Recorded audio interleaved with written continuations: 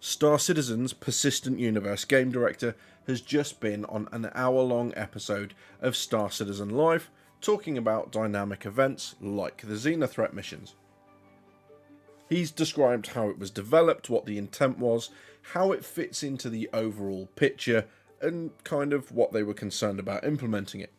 So if you want to know how this is going to shape the future of Star Citizen's missions, as well as what I think was an unexpected slip of what the next event will be in a lot less time than an hour, this one's for you. I was actually lucky enough to hear Tony Zuroveck speak at CitizenCon 2019 when he was talking about the dynamic universe. When he came up to do his presentation, he actually had less time than he was expecting because a couple of things earlier on in the day had kind of overrun. But when it came time for Chris Roberts to come up on the stage and kind of do the second half of the gameplay stuff, the big finale, we wouldn't let Tony leave the stage. People were so interested in what he was talking about, we refused to let him go until he'd had a chance to finish his presentation. And that's because what he was talking about was so interesting. Tony's presentation was our very first look at the quantum simulation. Now, he explains it far better than I do. It's an hour-long video I've linked down in the description. He puts the actual simulation up on the screen. Honestly, watch it. It is worth every second. But very briefly, because it's important to understand how dynamic events are going to work, the quantum simulation is the entire Star Citizen universe being simulated away from the game servers.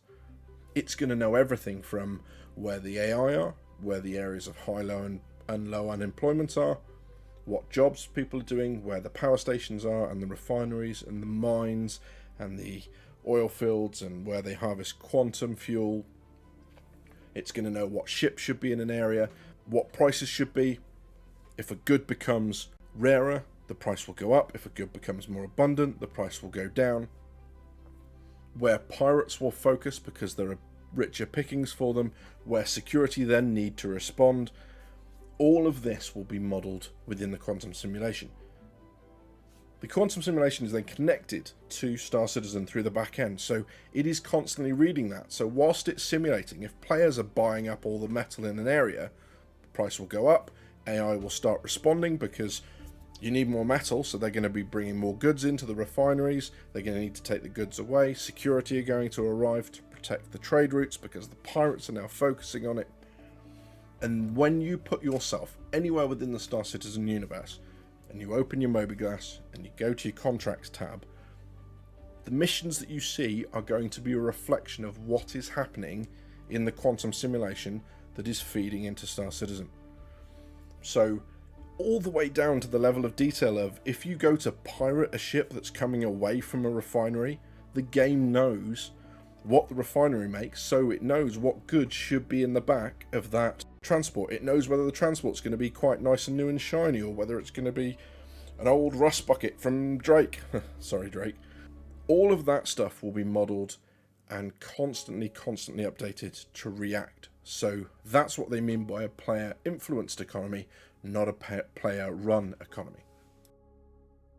And this dynamic evolving universe will be the new way of getting contracts. At the moment, all the variables like what the risk is, where the mission happens, what responds, what you're going to get paid, and what specific criteria are, that's all set by the developers going in and manually doing that.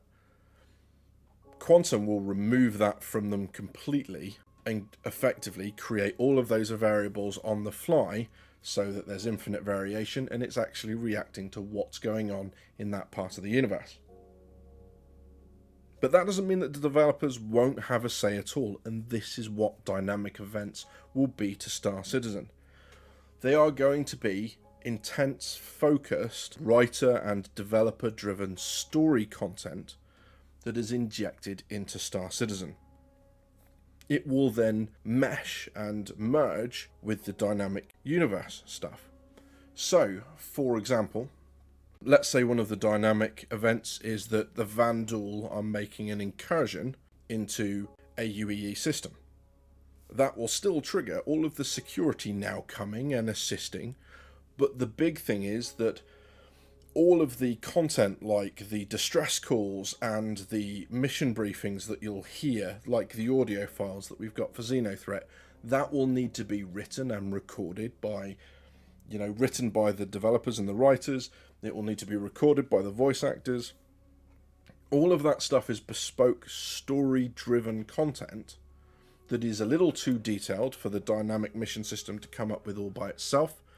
And it also allows them to focus the story. So one of the things that they said is going to happen is that if we are unsuccessful in, say, repelling that Vandal attack, and by that I mean, we fail to complete the missions that were set more times than we succeed at them, then over the course of a couple of months, the threat may get larger. Maybe the Vandal gets a foothold in the system and now they're doing a full-scale planetary invasion, or whatever the story is. The system isn't just about injecting a storyline and then you complete the storyline and that's it. If we don't react to it, or we react to it a certain way, that can have long-term implications for the Star Citizen universe, and that's really, really interesting and exciting. Now, regarding the Xenothreat event, Tony did say that their key concern, and this has been borne out, and we said this in my previous video, is the performance. And they are working on a number of different initiatives to get all that fixed, which is really good to hear. But a couple of the issues they've had so far, just to kind of show you what process they're going through, they've had to work on the AI's targeting priorities for things like torpedoes, so maybe turning away from the threat of the ships that are attacking it to make sure they focus down a torpedo. They've also had to massage things like the targeting priorities for turrets. So they've tried to step away from the system that you might remember from games like WoW and stuff, where the player or the ship with the highest threat is the one that's targeted. That's interesting for the person being targeted, that's boring for everyone else. So they've tried to make it so that the targets will focus on different targets at different times, so that everyone feels like they're engaged in the fight, and that's quite a positive move. I don't think they intended to do this, judging by the expression on Jared's face, but it's been leaked now that the next dynamic event will be the Ninetales lockdown. Whether that's the UEE Navy and the Advocacy getting aggressive at the Ninetales and the Ninetales have responded, or more likely that the Ninetales now have locked down an area and we're trying to claim it back, we just don't know at this point. Interestingly, for events like Ninetales, you will be able to pick a side. So if you're intent on criminal gameplay, you can take the Ninetales side. If you're intent on lawful gameplay, you can take the side of the Advocacy and of the UEE Navy. So just because at the moment the Xenothreat event is just all of us facing down one bad guy or one group of bad guys, that's not how it's always going to be in the future.